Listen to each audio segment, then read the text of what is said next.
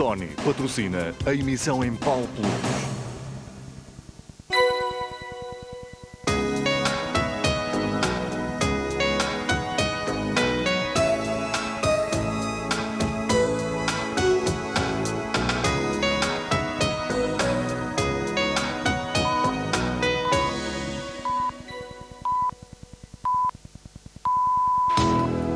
Este programa vai ser transmitido no sistema Pal Plus.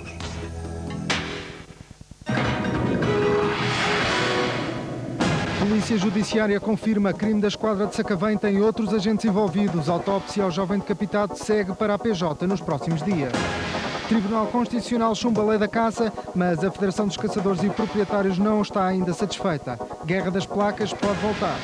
Há pessoas imunes à SIDA, uma descoberta que está a espantar os cientistas e pode alterar o rumo das investigações.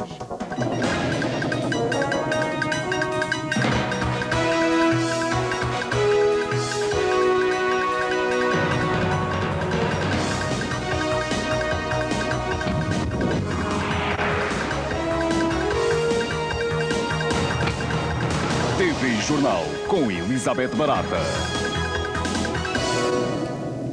Boa noite. Crime coletivo na GNR de Sacavém. Esta é a versão avançada agora pela Polícia Judiciária acerca dos acontecimentos que estiveram na origem da morte de Carlos Rosa, o jovem que foi decapitado no posto da GNR. A PJ admite a possibilidade de o Sargento Santos não ter sido o único autor material do homicídio do jovem de 25 anos. Os investigadores suspeitam que o detido poderá ter sido torturado e asfixiado por outros agentes do posto antes de ter sido finalmente decapitado. Há 2 semanas que a Polícia Judiciária já chegou a algumas conclusões. Os investigadores já sabem que os 3 agentes do posto da Guarda Nacional Republicana de Sacavém estiveram envolvidos no crime.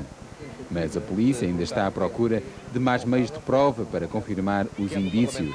Suspeita-se que o sargento Fernando Santos não terá sido o único autor material do homicídio do jovem de 25 anos, Carlos Rosa, que foi morto decapitado no passado dia 7 de maio, alegadamente no posto da Guarda Nacional Republicana de Sacavém.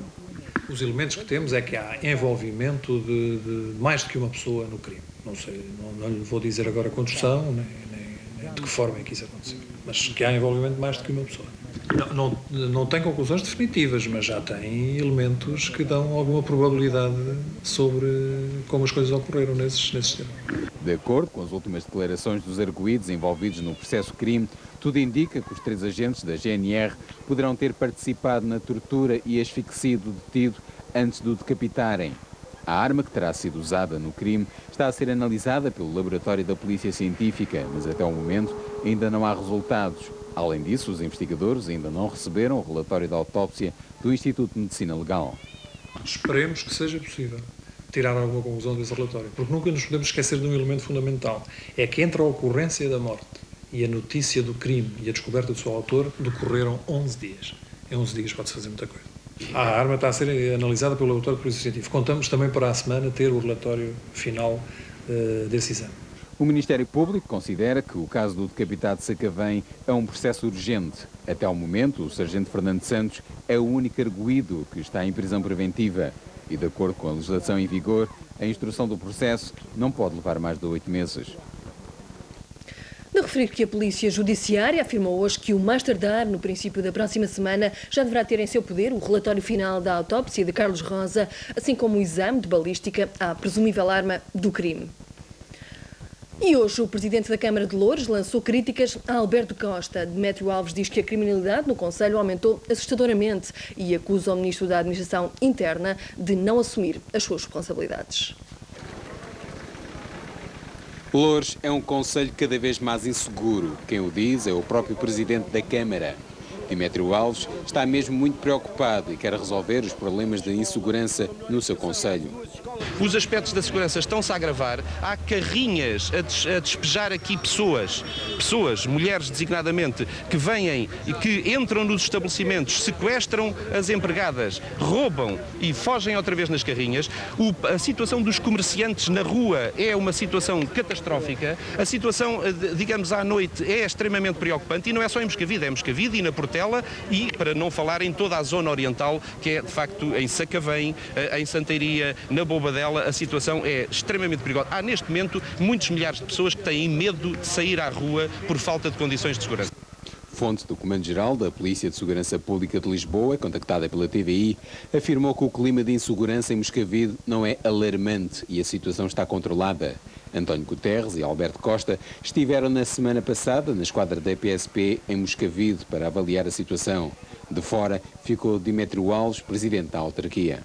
Continuaremos, digamos, a protestar e continuaremos disponíveis para analisar as soluções. Vamos discutir quais são as soluções. Estas não entendemos. Alguns populares afirmam que o clima é mesmo de insegurança e querem mais polícias na rua. Nós não temos segurança aqui em Moscavide. Nós não temos segurança em Moscavide. Precisa de segurança, mas meu caro amigo, você está aqui a fazer demagogia. Nós em termos da freguesia precisamos disso. O cidadão tem que ter segurança. Atualmente, o posto da PSP de Moscavide tem poucos polícias. Tudo isto porque grande parte dos agentes fazem serviço em 2 esquadras ao mesmo tempo. Nós andamos a saltar de um lado para o outro. Mas a população aqui da zona diz que há falta de polícia. Não faço mais comentários. Estes 2 agentes da PSP não querem revelar mais nada sobre a falta de policiamento em Moscavide. Para combater o clima de insegurança no concelho, Demétrio Alves quer mais 50 agentes da PSP na rua e já pediu uma audiência ao Ministro da Administração Interna, Alberto Costa. Intensificam-se as investigações sobre a rede de tráfico de material radioativo, onde estavam envolvidos 2 portugueses.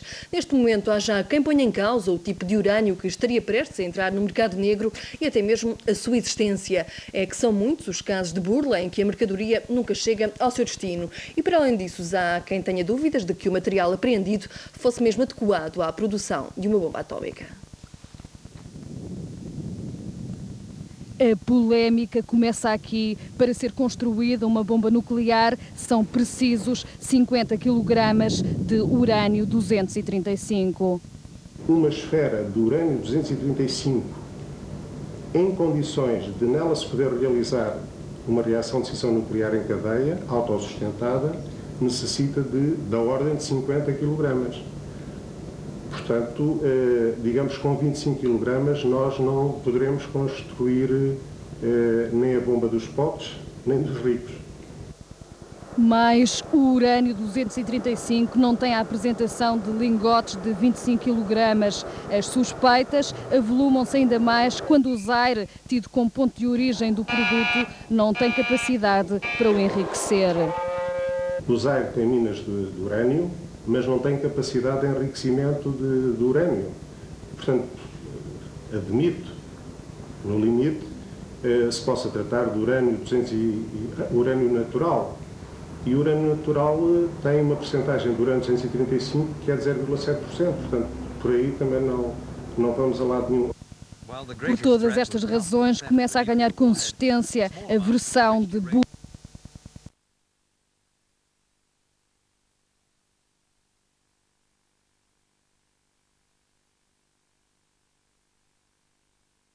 própria dos acordos. Benjamin Netanyahu não podia ser mais claro. Israel só troca a paz pela segurança. E esta segurança passa pela ocupação do Líbano.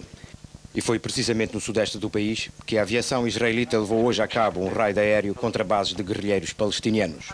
O ataque não provocou vítimas, mas destruiu os seus objetivos. As bases pertenciam ao grupo Oprimidos da Fatah, apoiados pela Síria. Este grupo reivindicou a emboscada de há uma semana contra os soldados israelitas, que provocou 3 mortos. E esta foi a resposta israelita. Os aviões que participaram no raid saíram de uma base situada no Vale de Bekaa, a apenas 5 km da fronteira com a Síria. E hoje mesmo em Jerusalém, o primeiro-ministro israelita deu uma conferência de imprensa sobre o processo de paz para a região. Os recados foram muitos. Netanyahu revelou-se favorável em manter boas relações com os palestinianos, mas não revelou quando vai acabar com o bloqueio aos territórios ocupados, que dura há 4 meses.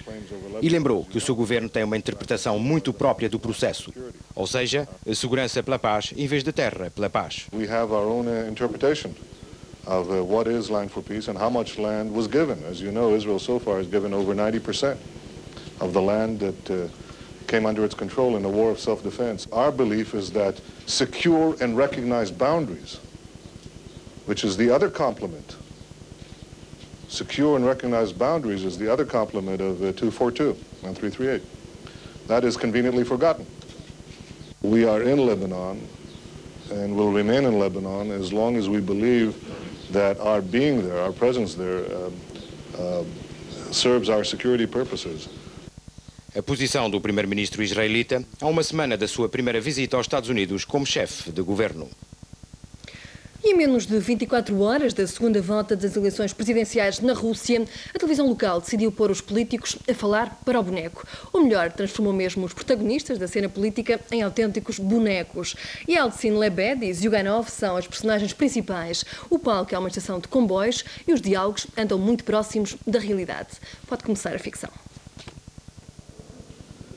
O palco da Rábula é uma estação de comboios de Moscou, onde a elite política da Rússia espera a chegada de um comboio chamado Futuro Brilhante. A ansiedade é grande para ver quem é o passageiro, Yeltsin ou Zyuganov.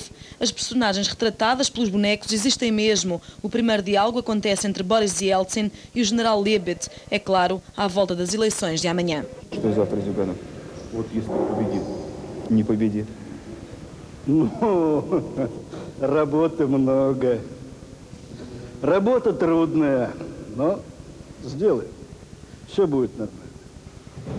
Mas entre as personagens que esperam a chegada do comboio Futuro Brilhante estão também os homens cujas cabeças rolaram depois da primeira volta. O ex-ministro da Defesa, Pavel Gratchov, Mikhail Kordjakov, chefe da segurança do presidente Yeltsin, e o ex-chefe dos serviços de segurança russos, Alexander Barsukov. O que os une é a ira contra o general Lebed. É que 24 horas depois da primeira volta, Yeltsin pediu apoio a Lebed para a segunda. O general disse que sim, mas em troca exigiu que rolassem cabeças no Kremlin, precisamente as destes homens. Как было уж не будет, но без крыши тоже не останемся. Где она теперь? Кремлевская крыша. Так, а закусь есть? А как же? О, срок хранения летом 2 года. Подстрели бы чего-нибудь. Ой, ворону, что ли? Нет, лучше утку. Ага, а еще лучше лебедя. Паша, чё Паша? Паша, Паша. Всегда Паша. Вот пусть потом кто-нибудь скажет, что мы ничего не понимаем в демократических выборах. Да мы на них собаку съели.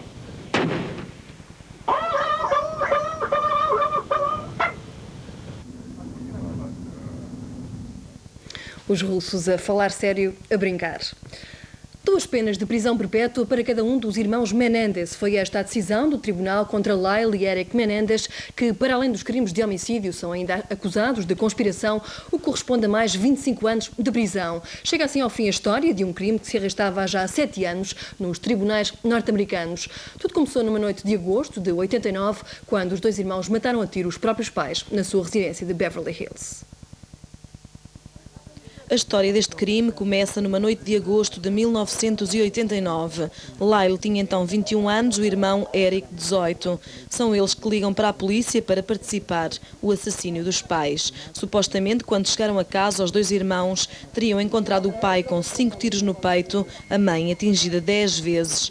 Meses mais tarde, Eric confessa ao seu psicanalista que tinha sido ele e o irmão a matar os pais. O psicanalista junta aos 2 irmãos, grava a conversa, onde estes afirmam ter cometido o crime perfeito, mas que nem por um momento sentiram piedade dos pais. Mais tarde, em 92, o caso já se arrastava nos tribunais norte-americanos. Os 2 irmãos juravam então a pé juntos a sua inocência. Perante o testemunho do psicanalista, os 2 acabam por confessar, mas acusam o pai de abuso sexual e a mãe de chantagem emocional. Evocam o medo para justificar o crime. Só a 20 de março deste ano, a justiça norte-americana chega a uma conclusão. Os irmãos Menendez são acusados de homicídio de 1º grau. A acusação pede pena de morte, mas o júri aconselha prisão perpétua. Hoje foi conhecida a decisão do juiz. 2 penas de prisão perpétua para cada um dos irmãos Menendez. Mas Eric e Lyle são ainda acusados de conspiração para matar os pais, o que lhes acrescenta mais 25 anos de prisão às 2 penas de prisão perpétua. O tribunal negou-lhes ainda o recurso da sentença. O juiz decidiu, o caso está encerrado, mas a defesa afirmou à saída do tribunal que se a parte legal está encerrada, o lado humano deste crime vai arrastar-se ainda por muito tempo. E a terminar este jornal, deixamos-lhe a história de um noivado, uma cerimónia onde nada faltou, flores, alianças e noivos, que é, como quem diz, 2 orangotangos do Jardim Zoológico de Joanesburgo, na África do Sul. O casamento já está marcado para o próximo outono e promete ser digno de fazer inveja a qualquer gorila. Um noivado a sério, pelo menos para os humanos, ansiosos por casar estes 2 orangotangos em cerimónia oficial e tudo. A ideia é oficializar um longo namoro de 4 anos. They've been courting each other for the last 3 or 4 years, but finally Jeremy convinced her to make up her mind and she decided today that Boyk is her man. Como este rapagão terá convencido a donzela, não sabemos. Não será bem um manual de sedução, mas de paciência, sem dúvida. E fica também provada a tese biológica, que confirma que a escolha é definitivamente das fêmeas. Mas diga-se que neste caso, a escolha não podia ser mais abrangente, pois, segundo apuramos, este é o único orangotango das paragens. Mas pronto, noivos finalmente, o casamento está marcado para 12 de outubro. Os convidados são obrigados a usarem smoking. Um final feliz para o TV Jornal, que termina por aqui. Nós voltamos amanhã, mas já a seguir não perca as informações do desporto no Fora de Jogo e logo depois o Jornal de Negócios. Tenham uma boa noite e até amanhã.